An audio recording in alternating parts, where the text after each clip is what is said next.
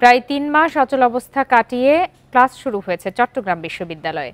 সকাল থেকে বিশ্ববিদ্যালয়ের সার্বিক একাডেমিক কার্যক্রমে অংশ নেন শিক্ষার্থীরা। ক্লাস খোলার দিনে ক্যাম্পাসে ছিল শিক্ষার্থীদের পদচারণা। ক্লাসে উপস্থিতিও ছিল চোখে পড়ার মতো। অনুষ্ঠিত হয়েছে বিভিন্ন বিভাগের পরীক্ষাও। দীর্ঘদিন পর ক্লাস শুরু হওয়ায় খুশি শিক্ষার্থীরা। সেশন জট নিরসনে বিশেষ ব্যবস্থা নেওয়ারও দাবি জানিয়েছেন তারা।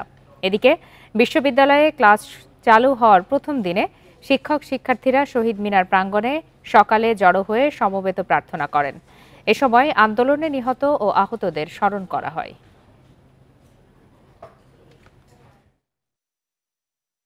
আমাদের ডিপার্টমেন্টের প্রশাসন বা বিশ্ববিদ্যালয় প্রশাসন এই ২-৩ মাস যে আমাদের ক্ষতি হয়েছে এটা খুব তাড়াতাড়ি রিকভার করার চেষ্টা করব। ৩ মাস পর আমরা ক্যাম্পাসে ফিরতে পারলাম। সবাই নতুন পুরানো সব মুখগুলো এখন দেখতেছি, সবাই একত্রিত হলাম একটা নতুন ক্যাম্পাসে, নতুন রূপে ফিরে পেলাম ক্যাম্পাসটা, খুব ভালো লাগতেছে।